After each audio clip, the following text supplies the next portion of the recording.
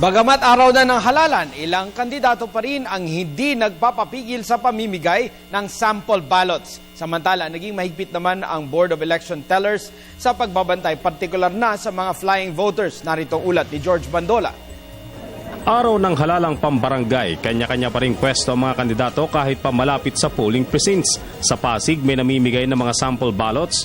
May mga kandidato ring nakikipagkamay sa mga boboto pa lang. Kaiba sa national at local elections, personalized ika nga ang eleksyong pambarangay dahil halos magkakakilala at kadalas ay magkakamag-anak ang mga kandidato. Sa Bankers Village, Caloocan City, naantala ng may kalahating oras ang botohan ng questionin ng mga residente ang di umano'y maling sistema ng mga itinalang Board of Election Inspectors.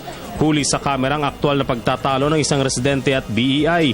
Kino-question ng mga residente ang di umano'y pagpayag ng BEI na makaboto ang ilang pinaghihinalaang flying voters. Just in case merong contest voter. Sino po ang binabaan ng direktiba? Ang BET po o ang PPCRB? Ang BET po. BET po. Yun lang po. Ngayon, ibig sabihin, nagkaroon po ng contest kanina, maraming voter. Hindi na-implement nyo po ba ito? Ay, inuulit niyo pa yung tanong nyo kanina. Parang paulit-ulit na tayo, diba? Tinanong nyo kanina. Hindi nyo po na-implement nyo po ito. Diba? Naisulat ko. Diba? Inuulit nyo yung tanong nyo eh. Inuulit nyo. Redundant question na kayo. Ipaulit-ulit na. Apat yung hindi ko na paganyan, diba? Sinabi ko naman sa'yo, nandito sa listahan.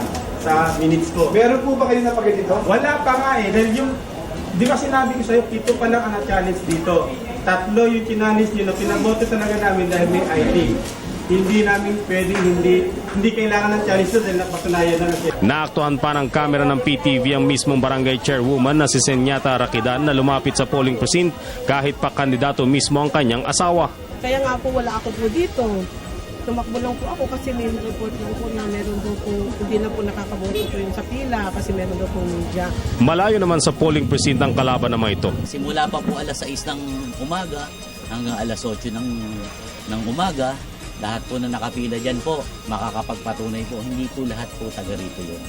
Ngayon kami po dito nagsasama-sama bilang pong karapatan po namin ng mga taga rito na hindi po tama ang pagboto ng mga tao dito.